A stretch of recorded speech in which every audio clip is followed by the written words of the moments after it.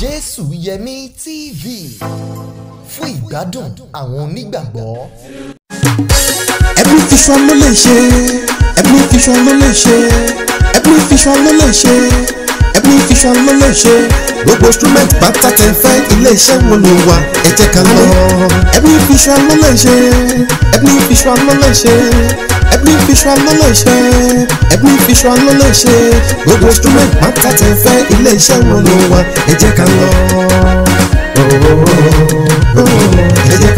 Every Visual and Sound Store ojúlówó ilé iṣẹ́ tó ń ta public address systems, imported speakers, drum sets, keyboard, wireless microphone, guitars, conga drums, live mixer àti general electronic supplies. Tààràtà ni ẹ máa bọ̀ ní opposite ìta Balógun street Àgọ́-Òkú, Ṣàpọ́n, Abẹ́òkúta. Telephone 081-584-86002 tàbí 080-644-85865. Every Vision Sound Stores débẹ̀ kò confam.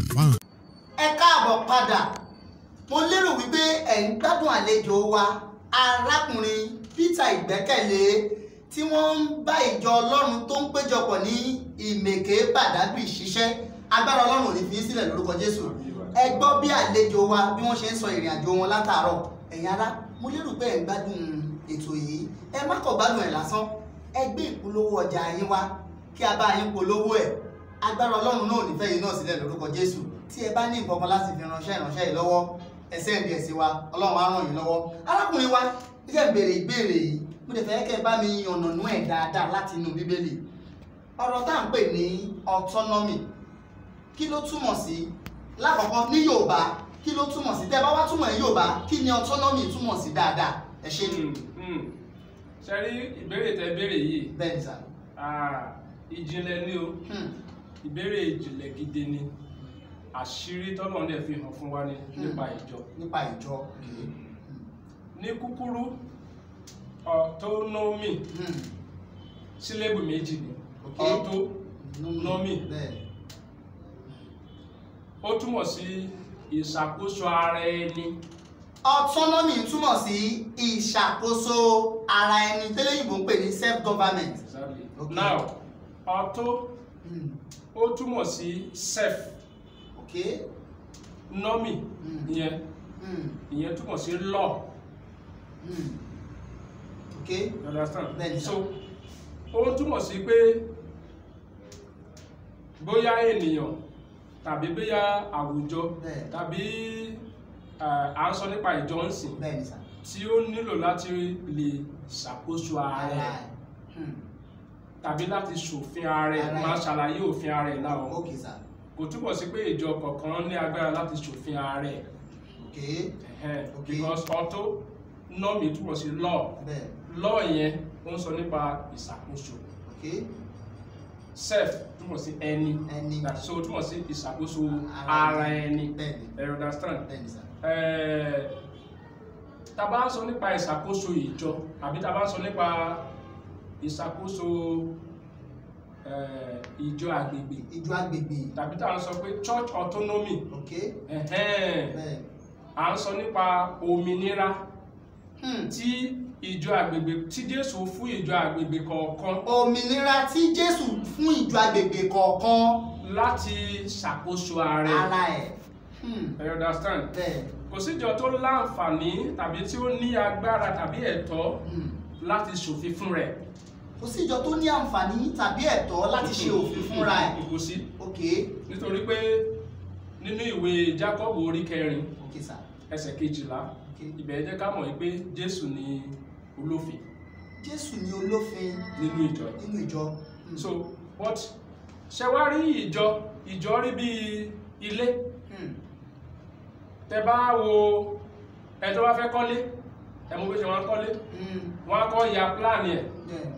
Blueprint. Wọ́n á gbé lọ fáwọn builder, architect bá ya ni wọ́n á gbé lọ fáwọn builder á build ẹ̀ àbí so ètò ìjọ ní àwòrán tọ́lọ̀ ń yà fún tó jẹ́ pé Jésù ló wá kọ́.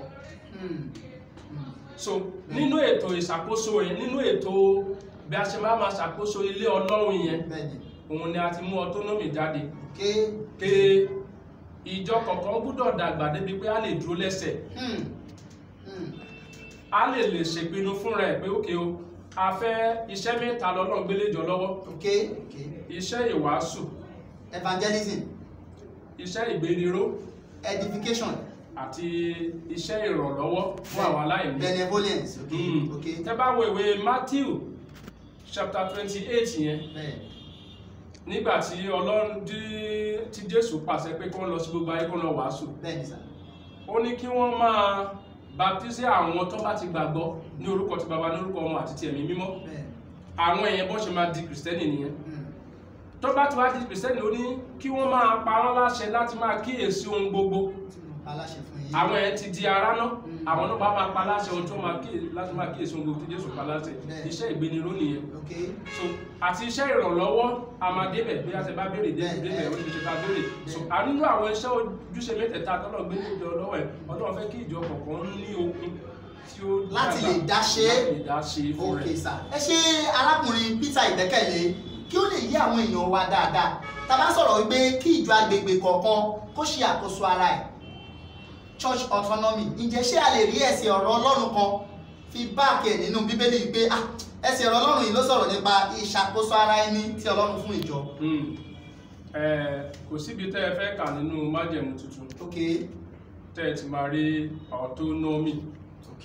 kò síbi tá a máa ó dàbí kò síbi tẹ́ ẹ lè kà ní Bible láti Genesis to Revelation tá a máa rí ibi tó ń kọ Bible sí. abẹ́ ti rí rí. mi ò rí rí o. so kò túmọ̀ sí pé Bible ò ní túmọ̀. since tó ti jẹ́ pé ìjọ Kristi jẹ́ ìjọ tó jẹ́ pé ó ní ètò kò sí nǹkan tó Ọlọ́run gbé kalẹ̀ tí ò ní ètò tiẹ̀ nǹkan mẹ́ta lọ́lọ́run gbé kalẹ̀ lórí láyé ẹbí family ìjọba government ní kejì ìkẹta ní ìjọ gbogbo ẹ̀dẹ̀ lọ́lọ́run ṣètò ẹ̀ gbogbo ẹ̀ pátápátá lọ́lọ́run ṣètò fún bó ṣe yẹ kó rí bó ṣe yẹ kí family rí bó ṣe yẹ kí government rí bó ṣe yẹ kí ìjọ náà lọ́run lórí ìṣòro tọ́pọ̀lọpọ̀ máa ń ní ni pé ọ̀pọ̀lọpọ̀ mọ̀ wípé ìjọ fún rẹ̀ ó ní ìgbékalẹ̀ torí ẹ̀ fi rí pé ọ̀pọ̀lọpọ̀ èèyàn máa ń lọ dájọ́ sílẹ̀ wọ́n ní ministry tí wọ́n lè design nǹkan tó fẹ́ ń bẹ̀ rárá New Testament church yẹn ìjọ májẹ̀mú tuntun ó ní ètò ó ní ìgbékalẹ̀ so a rí kò síbi tó ń kọ autonomy sí Bíbélì nínú ètò Ọlọ́run fún ìjọ májẹ̀mú tuntun a rí pé Ọlọ́run ṣètò adẹ̀ríkà nínú àwọn ibi tí màá kà fún yín láìpẹ́ pé Ọlọ́run ṣètò pé kí ìjọ kọ̀ọ̀kan kí ó dá wà láyà rẹ̀ láìsí ìdásí tàbí ìṣàkóso láti ìta. ẹ understand but ẹ máa rí pé system yẹn ó takò ọ̀pọ̀lọpọ̀ system tó àwọn láyé lé nìyí sí. nǹkan tí mo kíyèsí nínú ayé lé nìyí sí pé tí ọyàn kan bá sọ pé Ọlọ́run ti pe òun láti lọ dájọ́ sílẹ̀ á lọ ságbègbè kan àbí bí yẹn kan ralẹ̀ sí bí mo ṣe sọ ní mo ralẹ̀ sí ibi kan sí tí á ralẹ̀ náà á kọ́ church síbẹ̀ á dẹ̀ di pastor rẹ̀ kò ń ṣe ètò Ọlọ́run nìyẹn rárá àbí kí pásítọ̀ kan kí ó jẹ́ bẹ́ẹ̀ general overseer kó wá máa pàṣẹ fún àwọn ìjọ àgbègbè míì kó máa give accounts kò sí irú ẹ̀ ní Bible ẹ understand so ìjọ kọ̀ọ̀kan gbọ́dọ̀ wà lómìnira tiẹ̀ ìjọ Ìmẹ̀ké láìpẹ́ mi ìsọ̀rọ̀ níbẹ̀ lẹ́ẹ̀kan lẹ́yìn tí mo dé ìjọ Ìmẹ̀ké níbi ọdún 3 sẹ́yìn a lọ wàásù bí kọ̀dọ̀ pè ní àvíyá a wàásù bẹ́ẹ̀ àwọn èèyàn tẹ̀ gbàgbọ́ ìjọ Ìmẹ̀ké ló mú church lọ sí àvíyá ló mú ìrere lọ sí àvíyá tí ìjọ fi bẹ̀rẹ̀ bẹ́ẹ̀ ìjọ ti bẹ̀rẹ̀ bẹ́ẹ̀ ń sìn mi ò ń ṣe pásítọ̀ bẹ̀ torí pé mo mú ìrere lọ bẹ̀ bó tilẹ̀ jẹ́ pé ilẹ̀ mú ìrere lọ bẹ̀ tí n bá fẹ́ lọ bẹ̀ máa kọ̀wé sí wọn pé mo fẹ́ wá kí n lọ́sẹ̀ tó ń bọ̀ ẹ fún mi láàyè pé mo kí n lè kọ́ yín o wọ́n á dẹ̀ approve ẹ̀ so wọn rí mi gẹ́gẹ́ bí general ọba sí àwọn àbí bẹ́ẹ̀ pásítọ̀ mi tó mo fi kọ́ wọn so ètò Ọlọ́run wà fún ìjọ àgbègbè kankan pé kíjọ kankan kó lè dángájá kó lè dá wà láyà rẹ̀ kó lè ṣe ìjọba ara rẹ̀ láìsí pé a máa pàṣẹ láti ibò. ok ẹ wá máa fún wa ní feedback láìpẹ́ mo pàdé fún àpẹẹrẹ ẹ má bínú pé mo dárúkọ mo pàdé àwọn ẹlẹ́rìí kan mo wá ń bá wọn sọ̀rọ̀ mo wá ní kí ló dé tẹ̀ ẹ̀ jáde ìwàásù because àwọn làmọ̀ tó máa ń jáde ìwàásù wọ́n ní àwọn wàásù àwọn kan wàásù lórí ìkànnì ni àwọn ọ̀wàásù wọn jáde kí ló tẹ̀ ìwàásù wọn ní kò ní ìdíkì mọ̀ yẹn mo mọ̀ torí pé ẹ̀ tí ìgbàṣẹ láti New York pé kẹ́ ẹ wàásù pé kẹ́ ẹ lọ wàásù wọ́n ti fi lófin látọ̀hún pé ẹ gbọ́dọ̀ jáde gbogbo bíkíbi tí ẹlẹ́rìí bá wà ní gbogbo Nàìjíríà wọn gbọ́dọ̀ jáde ẹ lè rí wọn ta kó wàásù. mo ṣáà rí pé mi ò rí wọn ta lẹ́nu ọjọ́ mẹ́ta yìí. so torí COVID-19 ní ìfitakò wọn bẹ̀rọ̀ kì í sọ pé ìṣàkóso ìjọ ò rí bẹ́ẹ̀ yẹn ìṣàkóso ìjọ túmọ̀ sí pé ìjọ kọ̀ọ̀kan gbọ́dọ̀ pín àkókò tó ń fẹ́ jáde àkókò tó ń fẹ́ jáde bó ṣe yẹ kó rí bọ́ nílé. ẹ ṣe arákùnrin Peter Ìgbẹ́kẹ̀lé arákùnrin Peter Ìgbẹ́kẹ̀lé tá a bá sọ̀rọ̀ nípa autonomy ìjọ ìṣàkóso ara ẹni tí Ọlọ́run gbé fún local church ṣé yẹn túmọ̀ sí wípé àwa ní ìbáṣepọ̀ kankan láàrin ara wa ni ṣé kí ló ìyẹn túmọ̀ sí pé nǹkan kan ò dẹ̀dà wá pọ̀ mọ́ ẹ̀dọ́ nípa ẹ̀yìn ti lè ṣèjọba ara yín àwa náà ti lè ṣèjọba ara wa ní kéńtà ṣé nǹkan kan dẹ̀ wá pọ̀ mọ́ ṣá. kí n kọ́ ṣàlàyé ìjọba ara ẹni bẹ́ẹ̀ pé kì í ṣe pé ìjọba kan lè ṣèjọba ara ẹ̀ ìjọba tí a lè ṣe ni lórí àṣẹ tí Jésù ti pa tàbí tí Bíbélì ti pa fún wa tàbí àwọn àpẹẹrẹ tá a rè ní Bíbélì mo sọ lẹ́kàn pé kò síbi tá a ti kà ní Bíbélì pé autonomy kò tarí àpẹẹrẹ autonomy ọ̀nà mẹ́ta lè máa fi àṣẹ Bíbélì múlẹ̀. ọ̀nà mẹ́ta bẹ́ẹ̀ni àkọ́kọ́ ni bóyá ó jẹ́ àṣẹ tààrà tààrí kàgbé má ṣe báyìí tàbí kó jẹ́ nípa àpẹẹrẹ tá a fọwọ́ sí tá a lè rí ká pé òkè àwọn Kìrìsìtẹ́nì ṣe bẹ́ẹ̀ bá àti ìráṣẹ fún ó sì dàṣẹ fún wa náà ni. torí ká ti rí àpẹẹrẹ táwọn Kìrìsìtẹ́nì ṣe òkè. tàbí ọ̀nà kẹta dẹ̀ ni pé ọ̀nà kẹta ni tí a bá rí ọ̀rọ̀ tí ó jẹyọ nínú gbólóhùn kan tó ń pè ní necessary influence tó fi hàn wípé nǹkan tó ń sọ yẹn rí bẹ́ẹ̀ yẹ kí n fi lápẹẹrẹ. Bíbélì sọ pé nígbà tí Fílípì ń wàásù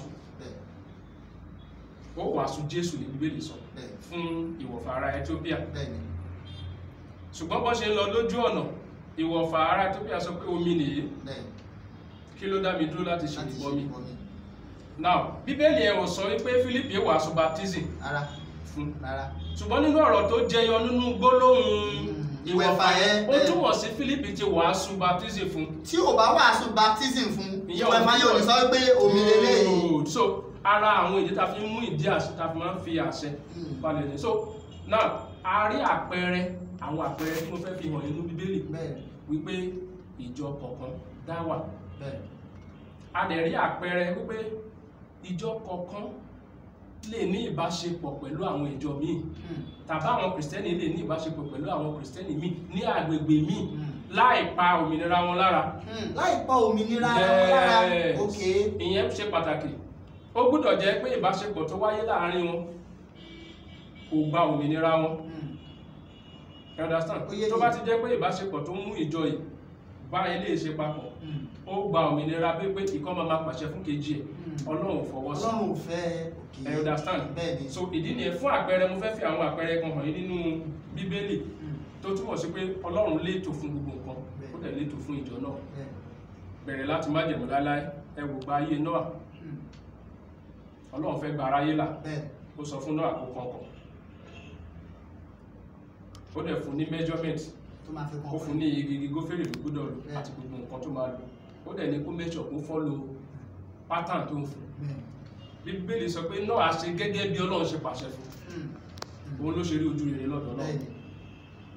Mósè ńgbà tí Mósè ń pa àgọ́ tábánákù Ọlọ́run sọ pé kíyèsí láti rí pé ó tẹ̀lé gbogbo àpẹẹrẹ tí mo fi hàn ẹ́.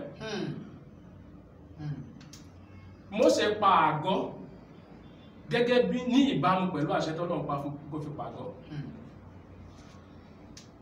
Ọlọ́run ní àpẹẹrẹ fún àwọn àlùfáà tí wọ́n bá fẹ́ rúbọ ó níbi tó ti náà máa mú iná láti fi rúbọ ó dẹ̀ sọ fún wọn pé gbogbo àti bá fẹ́ mú iná ìbẹ̀lẹ̀ ti máa mú wọ́n gbà tó dé àkọ́kọ́ rẹ̀ rántí ìtàn Nádàbù àti Àbíhù iná níná jẹ́ wọ́n lọ mú náà ń gbòmí Ọlọ́run nínú àjèjì lè iná wá látọ̀run kí ló ṣẹlẹ̀ sí wọn oṣù wọn. So torí ẹ̀ ló fi rẹ́ pé tá bá fẹ́ ṣe ohunkóhun gẹ́gẹ́ bí ìjọ tàbí Kìrìsìtẹ́nì a gbọ́dọ̀ wo àpẹẹrẹ bàbá tẹ̀rí àṣẹ tààrà kí ni àpẹẹrẹ àwọn first century Christian àwọn Kìrìsìtẹ́nì àkọ́kọ́ fún bí ẹgbọ́rùn ọdún báwo ni wọ́n ṣe tẹ̀lé ìṣàkóso ọ̀rọ̀ Ọlọ́run. Ẹ jẹ́ kí n ka díẹ̀ fún yín nínú àwọn àpẹẹrẹ tá a lè rí nínú nínú Bíbélì májẹ̀mú tuntun àsọ̀npa májẹ̀mú láláyò májẹ̀mú tuntun ni tá bá sọ nípa ìjọ jẹ́ ìjọ májẹ̀mú tuntun ṣe májẹ̀mú láéláé nínú ní Jerúsálẹ́mù ní Acts chapter 11 verse 30 a rí wípé ìjọ Jerúsálẹ́mù wọ́n ń ṣiṣẹ́ ìwàásù wọ́n ṣiṣẹ́ ìgbéniró wọ́n ṣiṣẹ́ ìgbéfún nípa àwọn alàgbà wà tó ń jẹ́ adarí àwọn apostoli náà wà tí wọ́n ń darí torí àwọn alàgbà ìjọ ò lè wà láti ní alàgbà kan ṣoṣo ìjọ ò lè wà láti ní pásítọ̀ kan ṣoṣo kò sí pátá inú Bible pásítọ̀ gbọ́dọ̀ pé méjì mẹ́ta lórí ẹ̀ lè rí pastors lè máa rí pastors ò lè máa rí ìjọ àgbègbè kankan gbọ́dọ̀ ní àwọn alàgbà a tún rí kà wípé ní Acts chapter 13 verses 1 to 3 a rí pé ìjọ tí Antioch ìjọ kèfèrí ni wọ́n rán àwọn ènìyàn wọ́n rán àwọn oníṣẹ́ tó wàásù ìrere jáde láti lọ wàásù lọ sáwọn àgbègbè míì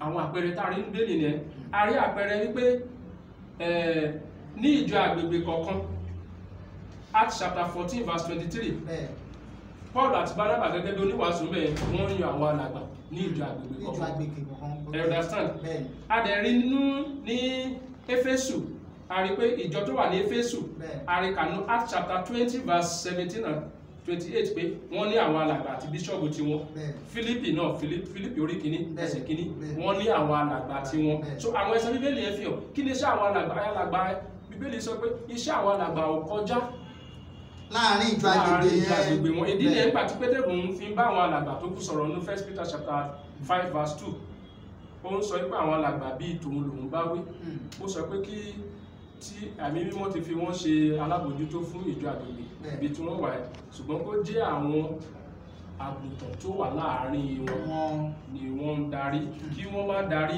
kàbí lọ síbòmíì tí kì í ṣe títí wọn understand. ìyẹn túmọ̀ sí pé wọn ò láṣẹ lórí ìjọ àgbègbè bí tó bá tiẹ̀ jẹ́ pásítọ̀ wọn ò láṣẹ lórí ìjọ àgbègbè bí ìjọ àgbègbè wọn nìkan. ojúṣe pásítọ̀ kọjá àgbègbè ẹ̀. Rọ́bítà nítorí àkókò wa ẹ jẹ́ n béèrè ìbéèrè wọ́n ní pé nínú ìjọ Kristi lónìí a rí tí àwọn ará tí wọ́n ṣe radio preaching TV preaching tó jẹ́ pé àwọn ará náà jọ contribute láti lọ ṣe ìyẹn bá Bíbélì mu ṣé ìjọ àgbègbè lóríṣiríṣi ṣé wọ́n lè jọ contribute owó láti fi ṣe radio preaching àbí ẹ̀rọ àwọn programs lóríṣiríṣi àtàwọn platform táwọn oníwàásù ń dálẹ̀ tí ó ń so gbogbo wọn pọ̀ ṣó bá Bíbélì mu. bẹ́ẹ̀ni jẹ́ kí n sáré sọ̀rọ̀ lórí ìyàtọ̀ tó wà láàrin oníwàásù àti àwọn alàgbà oníwàásù ń ṣe oníwàásù ìjọ àgbègbè kan pàtó iṣẹ́ oníwàásù káàkiri bẹ́ẹ̀ àwọn alàgbà nìkan ni adínkù sí ìjọ àgbègbè kan. ẹ má jẹ́ àgbàgbé òfin òmìnira táǹsọ nípa autonomy táǹsọ nípa òun ní agbára ìṣàkóso tọ́lọ́run fún ìjọ àgbègbè kọ̀ọ̀kan láti ṣèpinnu lórí àwọn iṣẹ́ mẹ́tẹ̀ẹ̀ta tọ́lọ́run gbélé lọ́wọ́ iṣẹ́ ìwàásù iṣẹ́ ìgbéniró iṣẹ́ ìrànlọ́wọ́ fún àwọn aláìní ìjọ àgbègbè kan gbọ́dọ̀ lè dúró láti ṣe fún rẹ̀ náà àwọn kankan wà tí àwọn àwùjọ àwọn Kristẹni lè ṣe ẹ̀yìn sì ìjọ Kristi ìdí àbálẹ̀ wa ìjọ Kristi tó wà ní Mèkímù wa àwọn kankan wà tí èmi àti yín lè ṣe ta lè jọ papọ̀ ṣe tí iṣẹ́ tẹ̀ ń ṣe yín sí ó nílò ìrànlọ́wọ́ àwọn oníwàásù tó kù náà ká parapọ̀ pẹ̀lú yín tí ò dẹ̀ ní violate òmìnira wa bẹ́ẹ̀. ìkíní ẹ̀yin ṣàlàgbà bẹ́ẹ̀ mi ò títí bẹ̀rẹ̀ ṣé oníwàásù. Kristẹni lè parapọ̀ káàkiri anywhere láti ṣiṣẹ́ tó dáa lórí rédíò lórí tẹlifíṣọ̀n o a lè pera wa a máa ń wàásù ní Mèké a máa ń pe àwọn èèyàn káàkiri àwọn máa ń ràn wá lọ́wọ́ láti ṣiṣẹ́ náà ẹ understand wọ́n yẹ wọ́n ṣojúṣe ìjọ àgbègbè kọ̀ọ̀kan láti sọ pé ìjọ ọ̀dọ́ yín ìjọ ọ̀dọ́ wa a fẹ́ papọ̀ láti ṣiṣẹ́ kan ká wá dáwó papọ̀ ìjọ kan máa supervise owó yẹn náà àbí ó ti gba òmìnira lọ́wọ́ wa nìyẹn ìjọ kan máa ṣàkóso bá ṣe ṣènáwó yẹn so kí wá lòmìnira ìjọ so ó yẹ kí ìjọ àgbègbè kọ̀ọ̀kan lè dá ṣe fún rẹ̀ ṣùgbọ́n tí ò bá ní wá jẹ́ ìjọ àwọn ará lè parapọ̀ níbikíbi kan dáwó láti fi ṣiṣẹ́ náà. bẹ́ẹ̀ lákòótán arákùnrin wa òun ni wípé a rí àwọn àpẹẹrẹ nínú bíbélì níbi tí àwọn ìjọ Jerusalem tó ti rán àwọn ará lọ sí àwọn ìjọ agbègbè bíi Samaria wọ́n rán wọn lọ irú àwọn nǹkan báyìí ṣó sì ń ṣẹlẹ̀ ní táìmù tiwa náà báyìí. ó lè ṣẹlẹ̀ nígbà tí wàá kò sí kan tó burú nínú irú kan bẹ́ẹ̀. kò ṣe pé wọ́n ń pàṣẹ fún wọn. rárá ẹ wò gbà tí àwọn kan wá láti Jerusalem láti Judea tó wá ń kẹ́kọ̀ọ́ ní Antioch wípé àwọn kan gbọ́dọ̀ tẹ̀lé òfin Mósè. Wọ́n jiyàn pẹ̀lú wọn wọ́n dẹ̀ lọ sí Jerusalem lọ bèèrè pé ṣẹ́yìn lẹ kọ́ àwọn yìí ní nǹkan tó wá ń kọ́ ni àwọn èèyàn rẹ̀ pé àwọn ará pé rárá o àwọn akọ́ o wọ́n dẹ̀ sọ nǹkan tó yẹ fún wọn wọ́n tún kọ̀wé fún wọn wọ́n tún fi ránṣẹ́ tó túmọ̀ pé ìjọ kan lè kọ̀wé tó bá rí nǹkan tó rú lójú sí ìwé mi sí ìjọ àgbègbè mi so ìbáṣepọ̀ bẹ́ẹ̀ kò gba òmìnira. ẹ ṣé púpọ̀ ẹ̀yin ará mo lérò wípé ẹ̀ ń gbádùn bí arákùnrin wa Peter Ìgbẹ́kẹ̀lé bí wọ́n ṣe ń ṣàlàyé òmìnira tí ìjọ agbègbè kọ̀ọ̀kan ní. ìjọ Ọlọ́run ò ní general overseer o Jésù nìkan ni general overseer wa. ìjọ Ọlọ́run ò lẹ́ẹ̀kọ́tà lórílẹ̀‐èdè ayé yìí ọ̀run ni headquarter wa ṣé mo gbà á ṣé ti yé kí ìjọ kan má máa pàṣẹ fún ìjọ kò sí nínú ìpinnu bíbélì. ẹ ṣé púpọ̀ kí a tó tẹ̀síwájú jálókè lọ́hùn ẹ ṣé púpọ̀. Jésù Yẹmí TV fún ìgbádùn àwọn